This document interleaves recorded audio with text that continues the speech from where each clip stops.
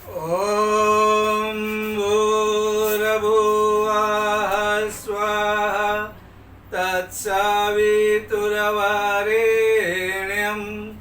भर्गो देवस्य धीमहि धियो यो नः प्रचोदयात्।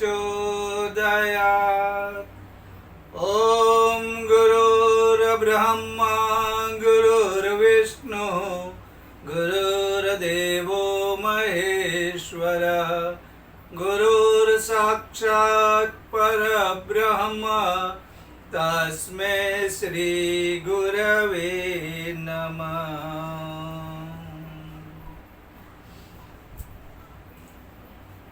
हर कोई चाहता है उसके जीवन में मित्र हो। मित्र के बगैर जिंदगी नहीं होती। माता पिता से आप कुछ बातें कर सकते हैं, भाई बहन से कुछ बातें कर सकते हैं, लेकिन कुछ बातें ऐसी होती है जो आप सिर्फ मित्र को कह सकते हैं। इसलिए जब दिल की बातें कहनी हो, समस्या का समाधान चाहिए, तो मित्र होने चाहिए। अब हर कोई चाहता है मित्र होने चाहिए और मित्र मिलते भी हैं, लेकिन कोई नहीं चाहता कि हमारा कोई शत्रु हो जो हमें बेवजह परेशान करे, हम पर घात करे, हमको दुखी करे। लेकिन फिर भी ऐसा कोई नहीं है जिसका कोई शत्रु ना हो। अजात शत्रु युधिष्ठिर, इसके बावजूद भी कौरव उनके दुश्मन बने हुए थे। शत्रु होते हैं, मित्र की चाहत है, मित्र मिलते भी हैं, लेकिन शत्रु की कोई चाह नहीं। फिर भी जीवन की राह में शत्रु मिल जाते हैं। और ऐसा नहीं है कि शत्रु हमेशा हम पर हमला करे। कुछ शत्रु ऐसे होते हैं जो हमारे साथ रहते हैं, हमसे घुल मिल जाते हैं,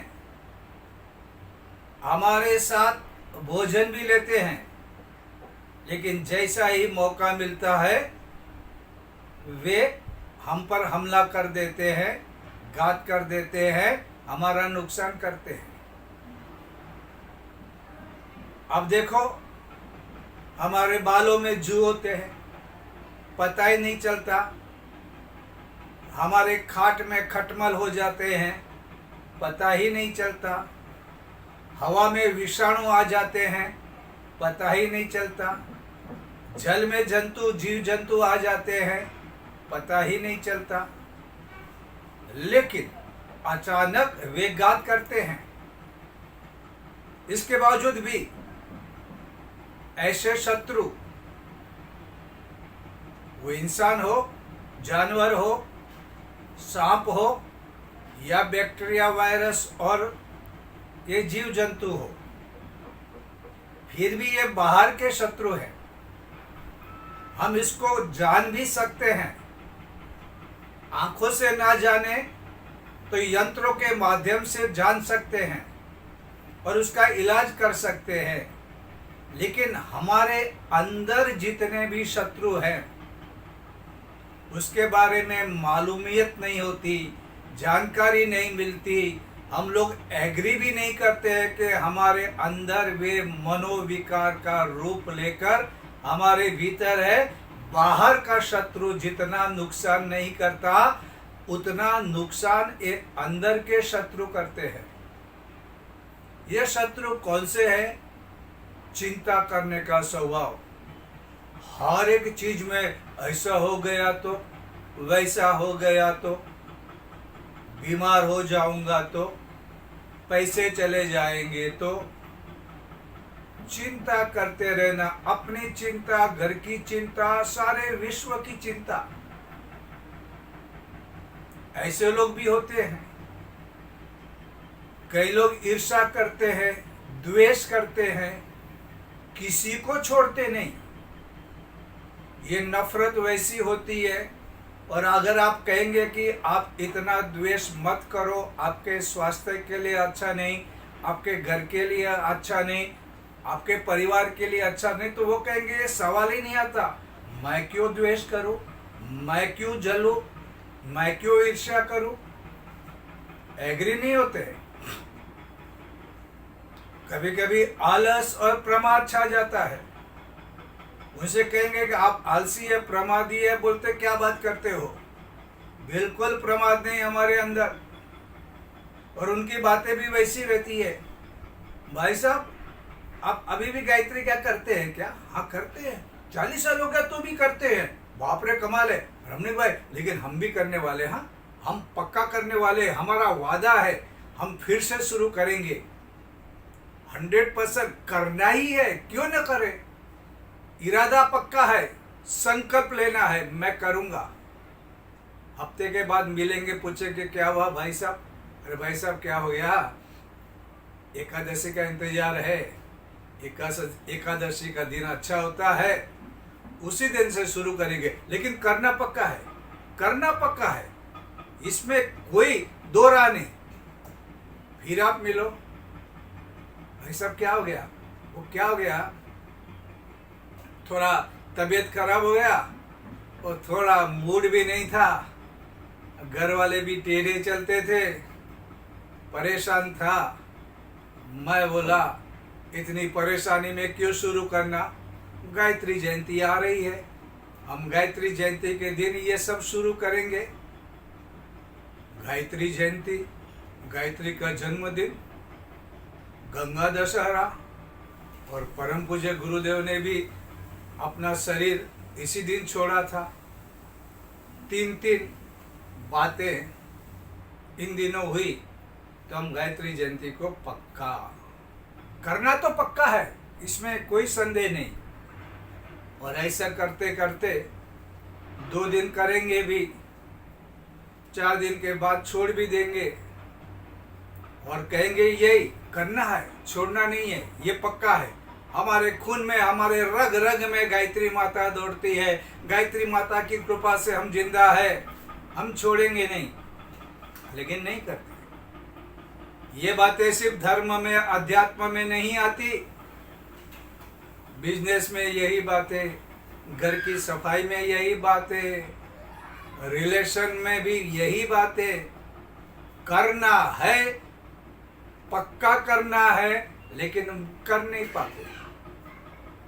ये प्रमादी, ये आलसी। परम पूज्य गुरुदेव कहते हैं अपना निकटवर्ती शत्रु है आलस्य। लेकिन किसी को आप कहो कि तू द्वेष कर रहा है, तू जलता है, तू आलस्य करता है, तू प्रमाद करता है, तो वो व्यक्ति कहेगा कमाल की बात कर रहे हो, आपकी नजर में कहीं कुछ गलती है। हम तो बिल्कुल सीधे साधे, हम तो सभी से प्रेम करते हैं, हम तो किसी पे ईर्ष्या नहीं करते, आप क्यों ऐसा सोच रहे हो।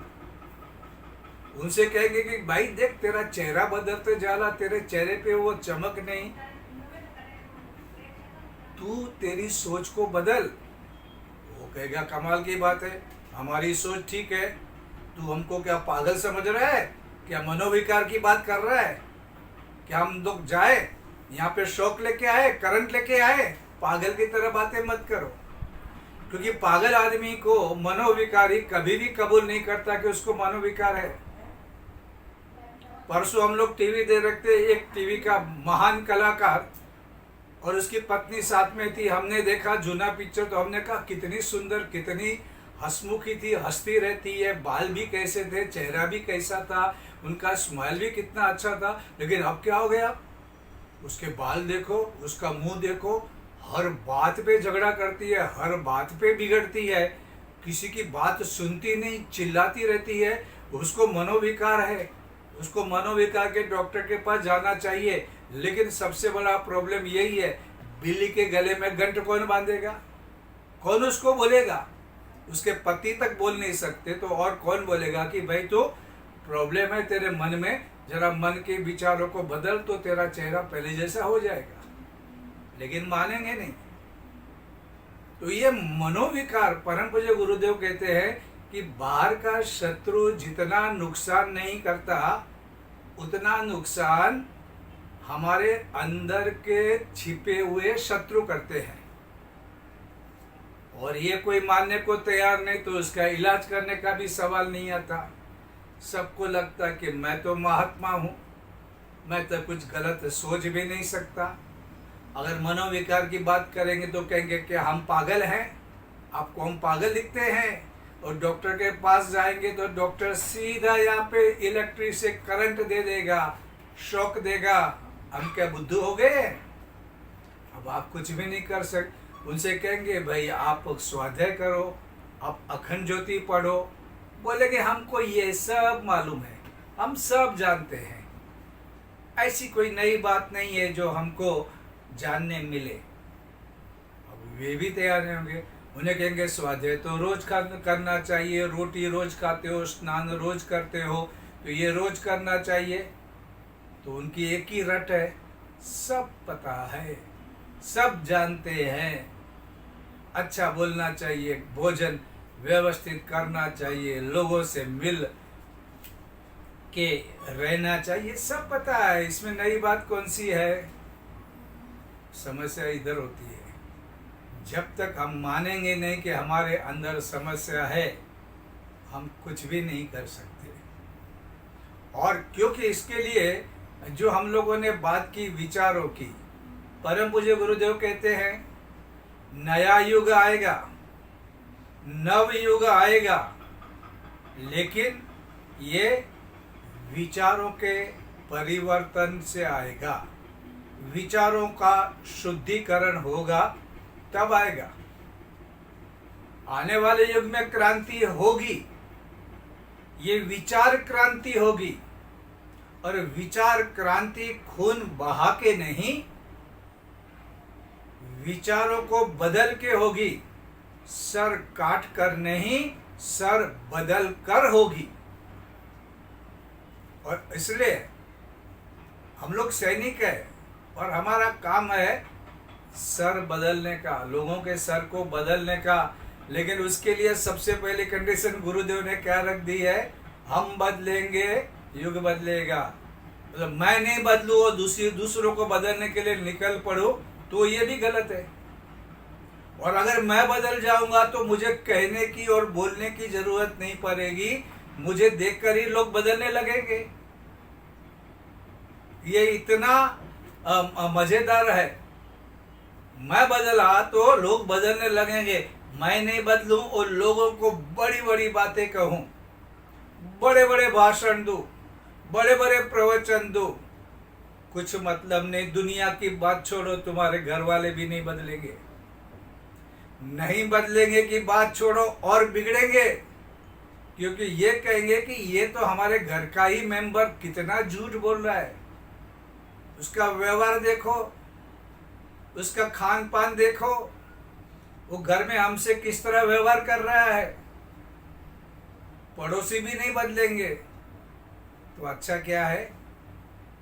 इन विचारों को हम समझे, जीवन में उतरे तो समाज में उतरेगा, लोग बदलेंगे।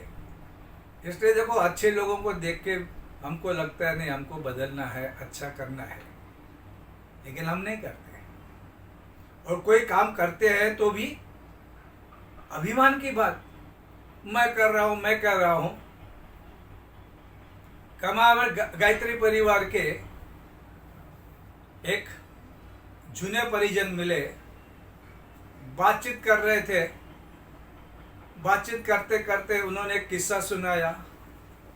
नागपुर अश्वमेघ यज्ञ हो रहा था, उसकी तैयारी हो रही थी।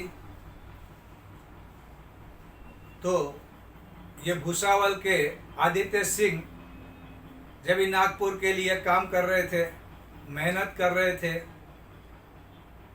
तो उन्होंने माता जी से बातचीत करना था, क्योंकि उस वक्त सिर्फ 50,000 इकट्ठे हुए थे। हाँ, पैसे नहीं हो रहे थे। अच्छा, पब्लिक भी नहीं आ रही, और कुछ लोग तो उसका विरोध भी कर रहे थे, कुछ संस्थाएं ऐसी थी विरोध कर रहे थे। तो उन्होंने माता जी को फोन लगाया और कहा, माता जी हम अश्वमेध यज्ञ करने जा रहे हैं। माता जी ने पूछा, क्या बोला बेटा? माता जी हम अश्वमेध यज्ञ करने जा रहे हैं। माता जी ने फिर से पूछा, अरे बेटा मैं कुछ समझ नहीं पाई, मैं सुन नहीं पा रही हूँ, फिर से एक बार बोल। माता जी हम अश्वमेध यज्ञ करने जा रहे हैं। माता जी ने बोला, क्या बोल रहा है तू? और उसी वक्त आदित्य सिंह को विचार आया, मैं कुछ गलत तो नहीं बोल रहा हूँ, और उसे फौरन रियलाइज हुआ, अरे ये हम क्या कर रहे हैं? ये तो गुरुदेव करवा रहे हैं, ये तो देवी शक्ति करवा रही है, ये तो हिमालय के ऋषि का मार्गदर्शन में काम हो रहा है, और ये हम कर रहे हैं। ये तो अहंकार की बात। हम कौन आते हैं अश्वमेध यज्ञ करने वाले? इतनी शक्ति, इतनी ताकत कुछ है क्या? हमें यज्ञ करना है तो यज्ञ होने जा रहा है। ये तो परम पूज्य गुरुदेव की शक्ति काम कर रही है, ऋषियों की बातें जो कर रहे हैं उनका मार्गदर्शन है, ये तो देवी शक्ति करवा रही। हमको तो उसमें माध्यम बनना है, हमको तो साधन बनना है, हमको तो गिलहरी की तरह छोटा छोटा काम करना है। और हम इसलिए कभी भी अश्वमेध यज्ञ की बात करें तो हम करवा रहे हैं, हम नहीं करवा रहे हैं। ये हो रहा है, हमको उसका माध्यम बनना है। हमारा अहंकार वहां पे काम नहीं आएगा। तुम्हारी औकात, तुम्हारा हैसियत क्या है कि जो तुम इतना बड़ा यज्ञ करो? हम यज्ञ होने जा रहा है, हमारे यहाँ अश्वमेध यज्ञ हो रहा है, और हमको इसमें काम करना है। ये सौभाग्य है, ये सौभाग्य है। काम करना है, मस्त बनना है। मस्त बनो, व्यस्त बनो, बिजी रखो। तुम किसी के लिए नहीं कर रहे हो, तुम कर रहे हो तो गुरुदेव के लिए कर रहे हो। जिस दिन रखेगा ऐसा तो काम में थकान भी नहीं आएगी, मन उदास भी नहीं रहेगा, और काम करने में आनंद मिलेगा। छोड़ो ना, तुम्हारी कोई प्रशंसा करे या ना करे, भगवान तो कर रहे हैं ना, गुरुदेव तो खुश हो रहे हैं ना। तुम्हारा एक कदम भी सही जगह पे पड़ा, खत्म हो गई बात। उसके लिए क्यों चिंतित होना?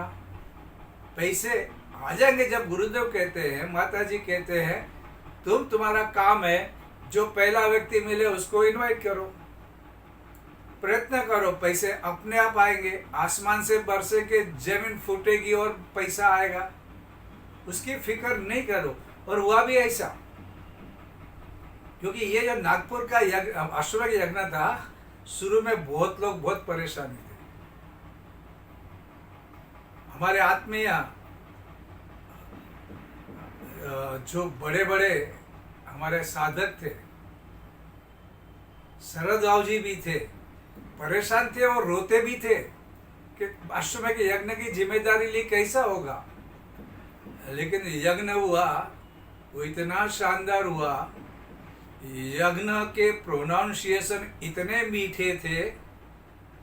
शायद बाद में अश्वमेध यज्ञ हुए, लेकिन वो जो माहौल, वो जो संगीत और जो उसके उच्चारण और उसका जो स्वर इतना मधुर था कि आज भी याद है।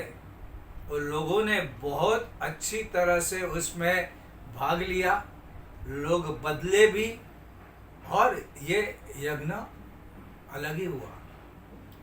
लेकिन जिस दिन से ये बात सुनी, उस दिन से रमन भाई कह रहे थे, मैंने मेरा जीवन बदल दिया। बाद में हवन करते हैं तो गुरुदेव करवा रहे हैं, हम कर रहे हैं। और आज ये मैं भी कह रहा हूं कि भाई हम लोग कर रहे हैं, मतलब हमसे करवा रहे हैं, हम नहीं कर रहे हैं। मैं इतना यज्ञ करवा रहा हूं, मैं ये कर रहा हूं, वो तुम कुछ भी नहीं हो। पूरा का पूरा समर्पण, सरेंडर कर दो और फिर काम करो। तो काम वे करेंगे, काम परम पूज्य गुरुदेव करेंगे, ऋषि करेंगे, देवी चैतना करेगी, यश तुमको होगा, यश तुमको प्राप्त होगा। लेकिन उसके लिए भी कोशिश मत करो कि मेरा कहीं नाम आए। नाम तो 4 दिन के बाद भूल जाते हैं लोग, कोई याद रखता नहीं। 4 दिन के बाद फिर क्या करोगे तुम? लेकिन जो आत्म संतोष होगा, देवी कृपा होगी और लोगों का सम्मान मिलेगा, वो तुम कभी भूल नहीं पाओगे। और ये तो कितने जन्मों का पुण्य आप कमाओगे, इसके बारे में कुछ पता नहीं। तो कभी भी जब हम प्रभु कार्य करें, हम कर रहे हैं, ऐसा मत सोचो, ऐसा मत कहो, और तुम्हारे जीवन में अजब शांति आएगी। कुदरत देगी, गुरुदेव देंगे, भगवान देंगे, लेकिन वो मिलेगा वो आशा मत रखो। करना है, छुपके से करना है। कितने लोग काम करते हैं मालूम भी नहीं पड़ता। मुझे मालूम है, जब हम लोग शिरडी में जो कार्यक्रम किया, असंभव लगा था, संभव हुआ।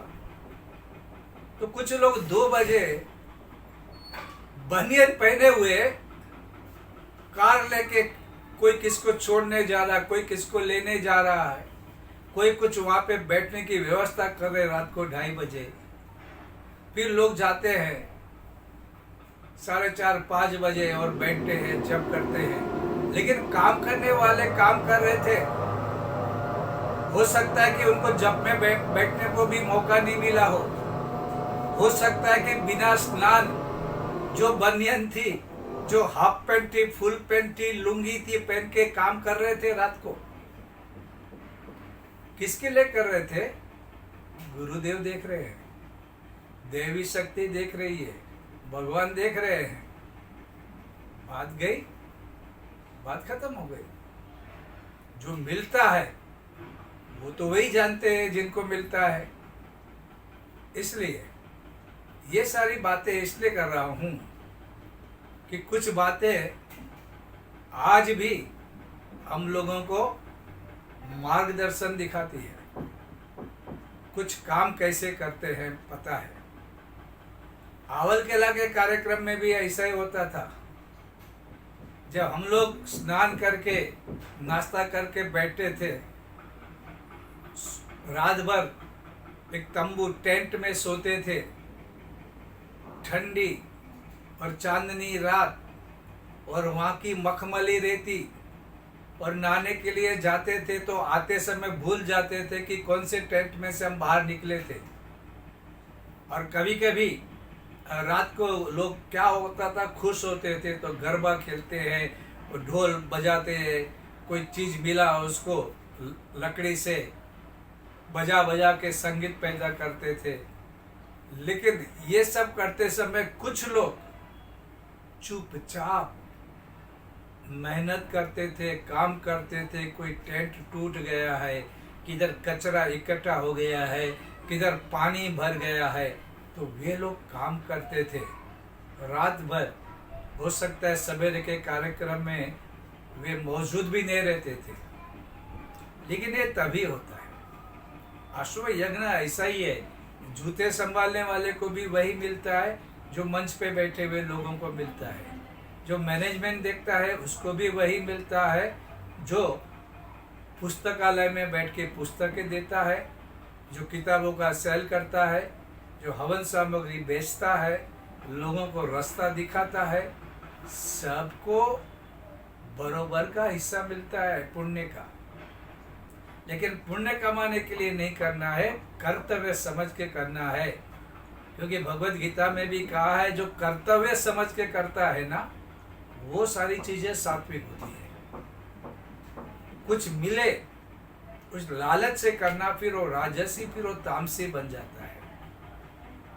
इसलिए काम करना है तो अच्छा करना है, सच्चा करना है, सात्विक करना है, और इससे जो लाभ मिलेगा वो अद्भुत होता है। तो ये हमारा जो हमारा जो काम करने का तरीका है वो कर्तव्य होना चाहिए। कर्तव्य के रूप में हमको काम करना है, मजा आएगा, जिंदगी बनेगी।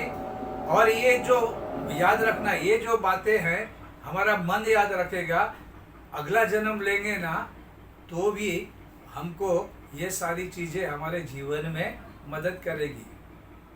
मनः षष्ठ इंद्रियाणि प्रकृतिस्थानि कर्षति। जब शरीर भी छोड़ेंगे ना तो हमारा मन वही रहेगा, पर मन में जो कुछ भी है वो वैसा का वैसा सलामत रहेगा। फिर अगले जन्म में शरीर और बड़ा होते जाएगा, फिर वही एक्टिविटी, वही डायरेक्शन, वही विचार। आदमी ऊपर उठना शुरू करता और ऊपर उठता है और श्रेष्ठ बनता है। इसलिए तो हमने पिछली बार की कि भाई उपनिषद के ऋषि कहते हैं प्रार्थना करके कि हे प्रभु, विश्व भर से हमें श्रेष्ठ विचार मिलते रहे। और गुरुदेव कहते हैं क्यों मिलते रहे? जो जैसा सोचता है वो वैसा बन जाएगा। कितनी सिंपल बात है, कितना। और ये इस बात को जो समझ लेता है उसका जीवन सचमुच में महान बन जाता है।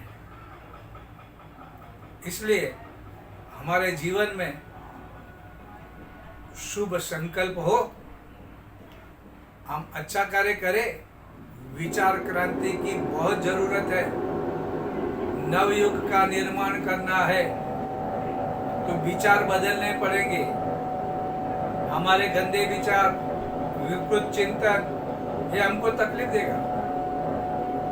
हम विचार ऐसे करें जो अच्छे हो और हमारे जीवन पर असर करे और उसे देखकर लोग बदले। इसके लिए देखो कैसा होता है, चिंतन से हमारा चरित्र बनता है। परम पूज्य गुरुदेव कहते हैं चिंतन से हमारा चरित्र बनेगा और चरित्र से हमारा व्यक्तित्व बनेगा। चरित्र से हमारा व्यक्तित्व बनेगा और जैसा व्यक्तित्व होगा वैसे हम क्रिया कर्म करेंगे और जैसे कर्म करेंगे वैसा सुख दुख आएगा। है ना? हमारे ऋषियों ने कितनी अच्छी तरह समझाया है।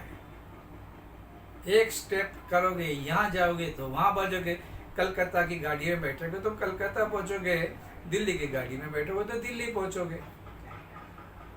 आप कौन सी विचारधारा को अपना रहे हैं और उसको कितनी गंभीरता से ले रहे हैं और कितना उसको एक्शन में डाल रहे हैं, ये समझ में आएगा ना तो जीवन जीने की कला हमको पूरा का पूरा आ जाएगा। इसलिए हम लोग ये समझे सर बदलना है, अपने विचारों को बदलना है।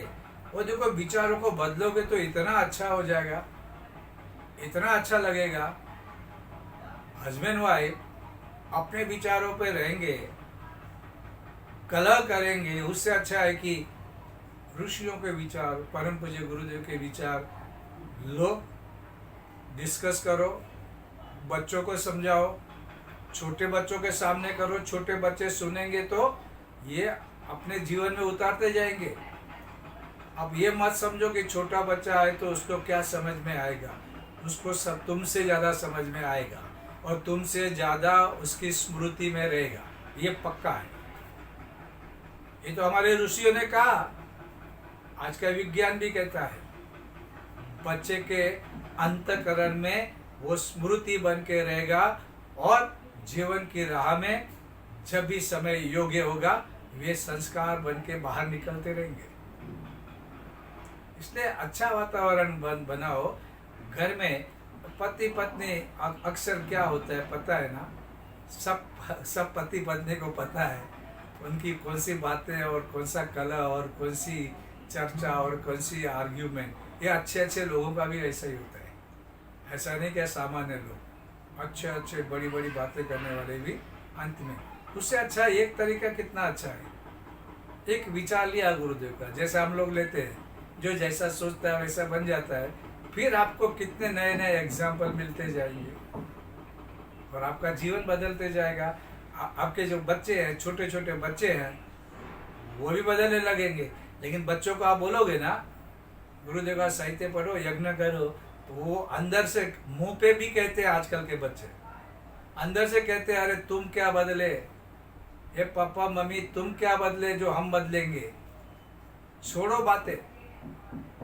तो दुनिया नहीं, घर वालों से शुरुआत होती है। अगर तुम विचारों को जीवन में नहीं लाओगे ना, तो घर वाले भी नहीं बदलेंगे, बाहर वाले भी नहीं बदलेंगे। और परम पूज्य गुरुदेव ने इतना मेहनत किया, इतना जीवन उन्होंने हमारे लिए खपाया। स्लीपर या कैनवास के जूते पहने, बहुत ही कम खर्च में जो मिलती थी वैसी पेन का यूज करते थे। कितना घंटा सोते थे सोचो, कितना उन्होंने स्वाद लिया सोचो।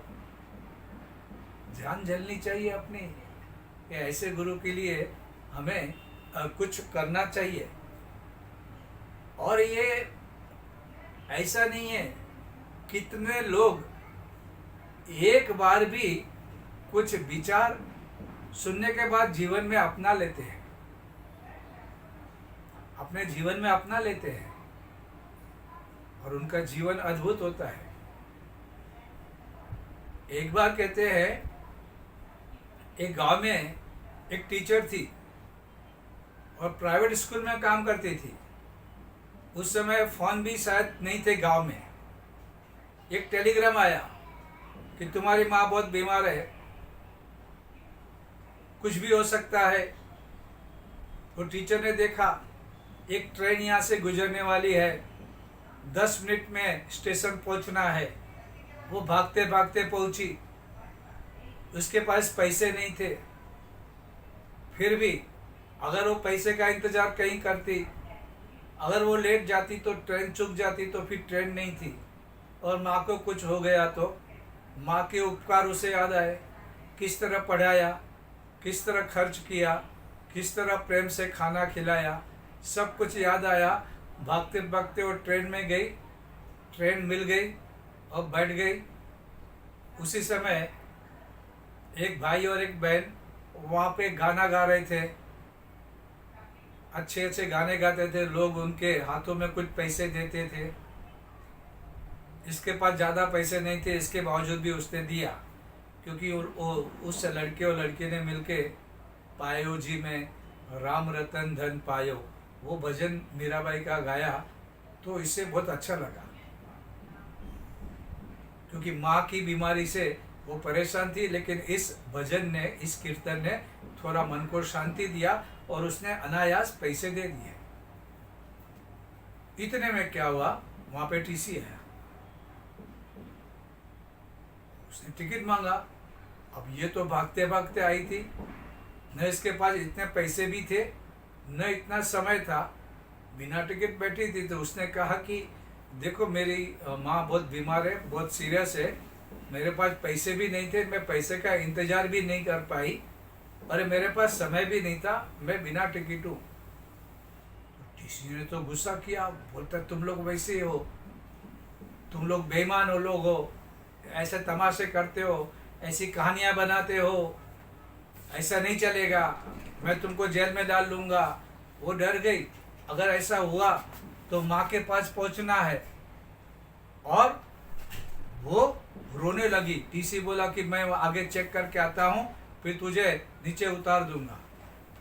अब क्या हुआ, ये दो भाई बहन, इन्होंने एक दूसरे से कहा कि इसकी माँ बीमार है, इसको पैसे की ज़रूरत है, हमारे पास कुछ पैसे इकट्ठे हुए हैं, हम और कुछ करते। तो उन्हें बिल्ली का, कुत्ते का, मुर्गे का आवाज़ निकाला और लोगों से कहा कि अगर आपको अच्छा लगा तो आप हमको इतने पैसे दे दो, क्योंकि ये जो हमारी बहन है उसकी माताजी बीमार है, उनको पैसे की ज़रूरत है। और लोगों ने पैसे दिए, उसने वो पैसे जमा किए, उस टीचर को दिया, टीचर ने टीसी को दिया, तब भी टीचर बोला, तब भी टीसी बोला, कितनी नालायक है।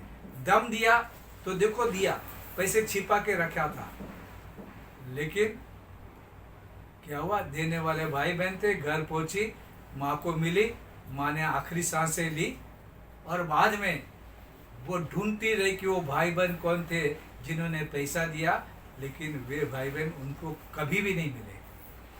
क्या हुआ था? ये उनके भी सद्विचार और उनका सद्व्यवहार और उनका अच्छा व्यक्तित्व ये कैसे आया होगा? कभी ना कभी, कहीं ना कहीं उनको अच्छे विचार मिले होंगे, वरना ऐसा नहीं होता। इसलिए हमको हमेशा अपने चिंतन के बारे में गंभीरता से सोचना चाहिए। आज के लिए बस इतना।